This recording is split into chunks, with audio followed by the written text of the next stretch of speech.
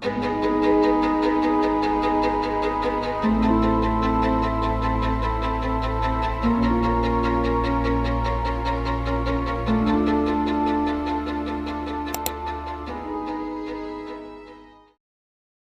datang di channel Viral Story Indonesia. Jangan lupa like, komen, dan subscribe untuk mengetahui episode selanjutnya. Kisah kali ini menceritakan tentang seorang bayi ditinggalkan di tengah hutan oleh orang tuanya karena alasan misterius. Tangisannya menarik perhatian para hewan, termasuk sekawanan monyet. Seekor monyet betina bernama Lana yang baru kehilangan anaknya merasa iba dan mengambil bayi itu. Apa yang akan terjadi selanjutnya? Tonton video ini sampai akhir. Hutan lebat itu gelap dan sunyi, hanya suara burung hantu dan gesekan dedaunan yang tertiup angin yang menemani malam. Namun, di antara suara alam yang biasa, terdengar sesuatu yang tidak seharusnya ada di tengah belantara, tangisan bayi. Suara itu melengking, memecah keheningan malam, seolah-olah memohon pertolongan. Di bawah pohon besar yang berusia ratusan tahun, seorang bayi mungil terbaring di atas sehelai kain lusuh. Tubuhnya gemetar karena dinginnya malam, dan wajahnya yang merah menangis tanpa henti. Ia baru saja ditinggalkan oleh orang tuanya, alasan dibalik perbuatan itu masih menjadi misteri. Mungkin mereka tidak menginginkan anak ini, atau mungkin ada alasan yang lebih gelap yang memaksa mereka mengambil keputusan kejam ini. Yang pasti, kini bayi itu sendiri, rentan terhadap bahaya yang mengintai di setiap sudut hutan. Beberapa pasang mata mengintip dari atas dahan. Sekawanan monyet yang tinggal di pohon tersebut mendengar tangisan bayi dan merasa penasaran. Mereka tidak pernah melihat makhluk seperti ini. Tidak berbulu, kulitnya halus, dan begitu lemah. Beberapa monyet mendekat dengan hati-hati, sementara yang lain tetap waspada, takut jika ini adalah jebakan. Di antara kawanan itu, seekor monyet betina bernama Lana mendekati bayi itu dengan penuh rasa ingin tahu. Ia baru saja kehilangan anaknya sendiri beberapa hari lalu karena penyakit, dan naluri keibuannya yang kuat membuatnya terpanggil. Lana mengendus tubuh kecil itu, merasakan kehangatannya, mendengar isak tangisnya yang lirih. Hatinya bergetar. Pemimpin kawanan, seekor monyet besar dan kuat bernama Rago, melompat turun dari dahan dan mengamati Lana yang kini mengangkat bayi itu ke dalam pelukannya. "Apa yang kau lakukan, Lana?" tanya Rago dengan suara geraman khasnya. "Dia sendirian," jawab Lana pelan. "Dia akan mati jika kita meninggalkannya." Rago mengernyit, tidak yakin apakah mengambil manusia ke dalam kawanan adalah keputusan yang bijak. "Dia bukan bagian dari kita. Jika manusia menemukannya di sini, mereka akan datang dan membahayakan kita semua." Beberapa monyet lain mengangguk, setuju dengan perkataan Rago. Mereka sudah sering melihat bagaimana manusia bertindak terhadap hutan, membakar pohon, menangkap hewan, dan mengganggu kehidupan mereka. Tapi Lana tetap bersikeras. "Dia masih bayi. Dia tidak punya siapa-siapa. Aku akan merawatnya." Monyet-monyet lain mulai berbisik satu sama lain. Beberapa dari mereka merasa kasihan, sementara yang lain tetap skeptis. Akhirnya, setelah melihat kegigihan Lana, Rago menghela napas panjang. "Baiklah," katanya akhirnya. "Tapi dia adalah tanggung jawabmu. Jika ada masalah karena dia, itu urusanmu." Lana mengangguk, lalu mendekap bayi itu lebih erat. Ia membawa bayi itu ke sarangnya di atas pohon, tempat di mana biasanya ia merawat anaknya sendiri. Dengan penuh kasih, ia membungkus bayi itu dengan daun lebar untuk memberikan sedikit kehangatan. Malam itu, bayi yang kemudian diberi nama Kibo tertidur dalam pelukan hangat Lana. Ia tidak menyadari bahwa kehidupannya akan berbeda dari manusia lain. Ia tidak akan tumbuh dengan buayan ibu manusia, atau suara lembut seorang ayah. Sebaliknya, ia akan tumbuh di antara pepohonan, belajar dari monyet-monyet yang kini menjadi keluarganya. Di kejauhan, suara serigala terdengar melolong ke langit malam. Hutan ini penuh bahaya, tapi malam itu, di sarang kecilnya di atas pohon, Kibo aman, untuk saat ini. Matahari pagi merambat masuk di antara celah dedaunan lebat, menyinari wajah kecil Kibo yang masih terlelap dalam pelukan Lana. Bayi manusia itu kini telah bertahan selama beberapa bulan di hutan, jauh dari peradaban manusia. Tidak ada buayan hangat seorang ibu manusia, tidak ada suara nyanyian pengantar tidur. Namun, ia memiliki sesuatu yang lebih liar, sebuah keluarga baru yang melindunginya. Lana, monyet betina yang mengadopsi Kibo, merawatnya dengan penuh kasih sayang. Ia memberinya buah-buahan yang lembut, menyuapinya dengan tangan mungilnya, dan memastikan Kibo tetap hangat setiap malam. Awalnya, Kibo sangat lemah dan rapuh dibandingkan anak monyet lainnya. Tetapi seiring berjalannya waktu, tubuhnya mulai menyesuaikan diri dengan lingkungan liar ini. Sejak kecil, Kibo memperhatikan bagaimana monyet-monyet lain bergerak. Ia melihat mereka berayun dari dahan ke dahan, melompat dengan lincah, dan memanjat pohon tanpa kesulitan. Kibo yang masih belum bisa berjalan hanya bisa mengamati dengan rasa ingin tahu. Setiap kali ia mencoba berdiri, kakinya gemetar dan ia jatuh ke tanah, membuat beberapa anak monyet lainnya tertawa. Namun, Kibo tidak menyerah. Suatu hari, Lana membawanya ke salah satu pohon rendah dan meletakkannya di atas dahan. "Cobalah," seolah-olah Lana berkata dengan matanya. Kibo melihat dahan lain di depannya, hanya berjarak beberapa jengkal.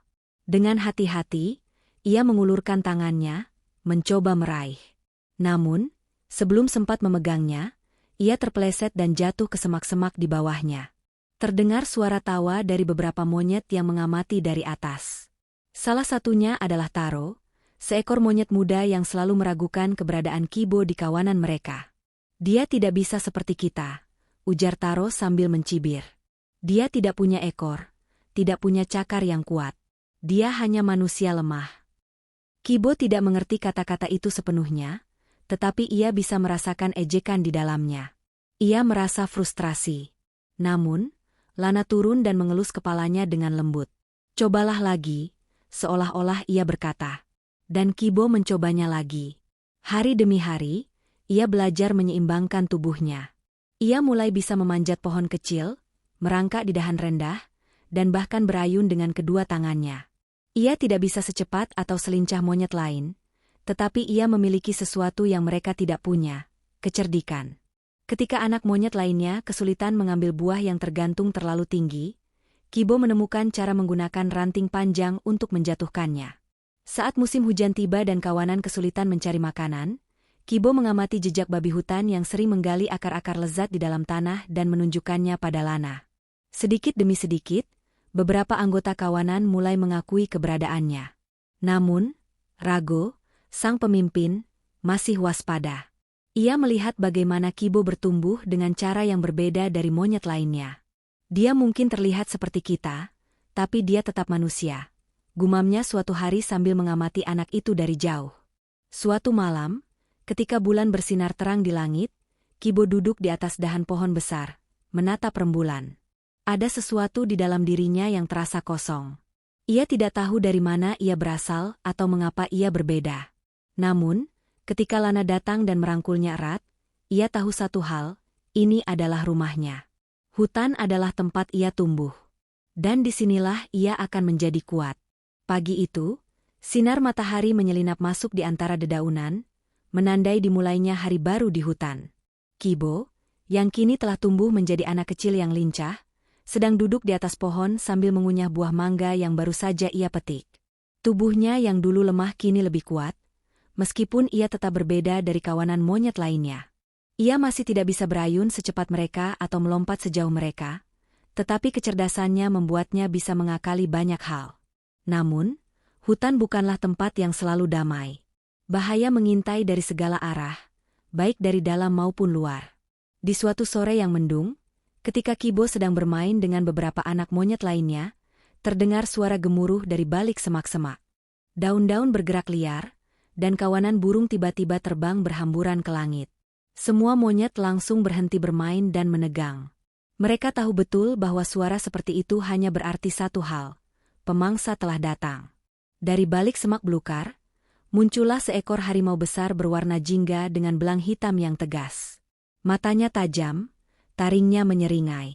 Ia adalah Bara, harimau yang dikenal sebagai penguasa bagian hutan ini. Bara berjalan perlahan, mendekati pohon tempat kawanan monyet berdiam. "Aku sudah lama mengamati kalian," katanya dengan suara menggelegar. "Dan aku mencium sesuatu yang berbeda, sesuatu yang bukan monyet." Kibo, yang masih duduk di dahan, menelan ludah. Ia tahu siapa yang dimaksud oleh Bara. Rago, sang pemimpin kawanan, melompat ke dahan paling rendah dan menatap Bara dengan tatapan tajam. Kau tidak akan mendapatkan siapapun dari kami, Bara, geramnya. Bara menyeringai. Aku bisa menunggu, katanya santai. Cepat atau lambat, yang lemah akan jatuh. Dan ketika itu terjadi, dia akan menjadi milikku. Dengan sekali lompatan, Bara menghilang kembali ke dalam semak-semak, meninggalkan ketegangan di udara. Malam itu, kawanan monyet tidak bisa tidur dengan tenang. Mereka tahu Bara tidak akan pergi begitu saja. Ia adalah pemangsa yang sabar, dan ia bisa menunggu selama berhari-hari hanya untuk mendapatkan mangsanya. Kibo duduk di samping Lana, berpikir keras. Ia tidak sekuat Rago, tidak secepat monyet lainnya, tetapi ia memiliki sesuatu yang bisa mengalahkan Bara, akal. Keesokan paginya, Kibo mulai merancang jebakan.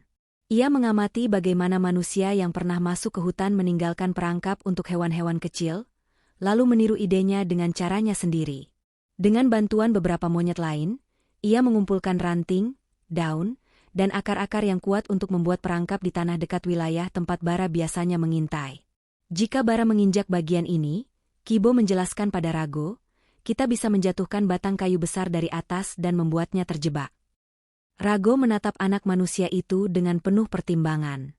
Meski ia masih ragu menerima Kibo sepenuhnya, ia tidak bisa mengabaikan kepintarannya. Baiklah, kata Rago akhirnya. Tapi jika gagal, kau sendiri yang akan menghadapi Bara. Kibo hanya mengangguk. Ia tahu taruhannya tinggi. Sore itu, Bara kembali datang. Kali ini, ia tidak menunggu di semak-semak. Ia berjalan lebih dekat, mendekati pohon tempat Kibo dan kawanan monyet berada. Apa hari ini adalah hari keberuntunganku? Bara berkata sambil menyeringai. Kibo, yang sudah siap, berteriak dan melompat dari dahan ke dahan, memancing perhatian Bara. Harimau itu mengikuti gerakannya dengan matanya, lalu perlahan maju ke arah tempat Kibo sebelumnya berdiri, tepat di atas jebakan yang sudah disiapkan. Saat Bara menginjak tanah itu, Kibo memberi isyarat kepada monyet-monyet lain yang langsung menarik liana, akar gantung, yang telah mereka pasang di atas pohon. Dalam sekejap, batang kayu besar jatuh dari atas dan menghantam tanah tepat di belakang Bara, membuatnya terkejut dan kehilangan keseimbangan. Kesempatan ini dimanfaatkan kawanan monyet. Mereka melemparkan buah-buahan keras dan ranting ke arah Bara, membuatnya semakin panik. Dengan geraman marah, Bara berusaha melompat keluar, tetapi kakinya terjebak di dalam perangkap akar yang sudah disiapkan oleh Kibo. Bara meraung marah, tetapi ia tahu bahwa kali ini ia telah kalah. Dengan sisa kekuatannya, ia menggigit akar yang menjebaknya dan berhasil melarikan diri ke dalam kegelapan hutan.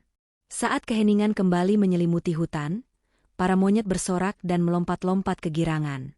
Mereka tidak percaya bahwa Kibo, anak manusia yang dulu mereka ragukan, telah menyelamatkan mereka dari ancaman besar. Rago, yang sejak awal menaruh kecurigaan pada Kibo, kini berdiri di hadapannya.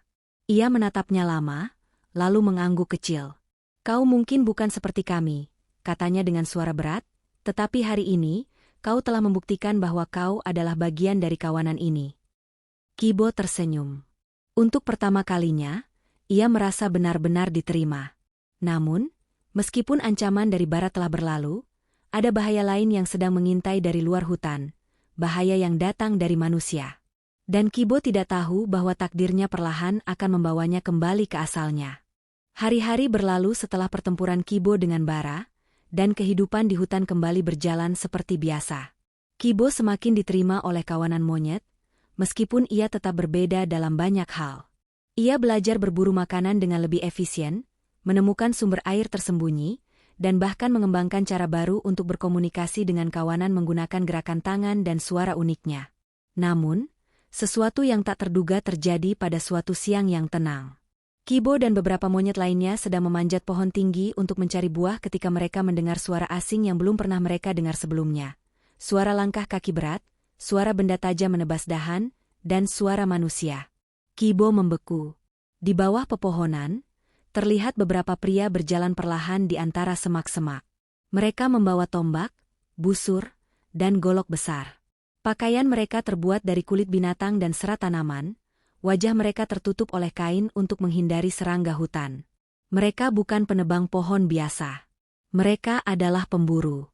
Rago, yang juga melihat mereka, langsung memberikan perintah kepada kawanan untuk tetap diam dan bersembunyi. Monyet-monyet lainnya segera menghilang di balik dedaunan. Namun Kibo, karena rasa ingin tahunya yang besar, tetap diam di tempatnya sambil memperhatikan manusia-manusia itu. Salah satu pemburu, seorang pria tua dengan rambut yang mulai memutih, tiba-tiba berhenti dan mengangkat tangannya. "Tunggu," katanya dengan suara pelan. Yang lain langsung menghentikan langkah mereka. "Ada apa, Pak Tua?" tanya salah satu pemburu muda. Pria tua itu menyipitkan matanya, menatap ke arah pohon tempat Kibo bersembunyi. "Aku merasakan sesuatu yang aneh, seperti ada mata yang mengamati kita." Kibo menahan napasnya. Seorang pemburu muda dengan panah sudah siap menarik busurnya. "Mungkin hanya monyet," katanya santai. "Biar aku." "Jangan," pria tua itu memotong. "Aku merasa ada sesuatu yang lebih dari sekadar monyet." Tiba-tiba, tanpa sengaja, kaki Kibo terpeleset di atas dahan yang licin. Ia kehilangan keseimbangan dan jatuh. Meskipun refleks tubuhnya sudah lebih kuat daripada manusia biasa, ia tetap tidak bisa melompat seperti monyet. Namun, di saat-saat terakhir, ia berhasil mencengkeram akar yang menjulur dari pohon dan mendarat dengan sedikit kasar di tanah. Para pemburu terkejut. "Apa itu?" salah satu dari mereka berseru kaget. Sejenak, keheningan menyelimuti hutan. Kibo, yang kini duduk di atas tanah dengan napas memburu, menatap mereka dengan mata lebar. Ia belum pernah melihat manusia dari dekat sebelumnya. Pria tua itu melangkah mendekat perlahan, matanya penuh dengan rasa penasaran dan keheranan. "Anak manusia?" bisiknya. Pemburu lainnya mulai ribut. Dari mana dia datang? Apa dia ditinggalkan di sini? Kenapa dia terlihat seperti bagian dari hutan ini? Kibo, yang tidak terbiasa dengan suara manusia, merasa panik. Instingnya mengatakan untuk melarikan diri. Ia berbalik dan mulai berlari, meskipun langkahnya tidak secepat monyet-monyet lainnya. "Kejar dia!" seru salah satu pemburu. Kibo berlari secepat yang ia bisa, melompati akar pohon dan menerobos semak belukar. Namun, langkah kaki manusia semakin mendekat. Mereka lebih cepat di tanah daripada monyet, dan Kibo tahu ia tidak akan bisa lari lebih jauh lagi. Namun sebelum salah satu pemburu bisa menangkapnya, suara gemuruh terdengar dari atas pepohonan. "Aka! Aka! Aka!" Lana dan kawanan monyet tiba-tiba muncul dari balik dedaunan, melemparkan buah, ranting, dan batu kecil ke arah para pemburu. Para pemburu terkejut dan segera menutupi kepala mereka. Serangan mendadak ini cukup untuk memberi Kibo kesempatan melarikan diri.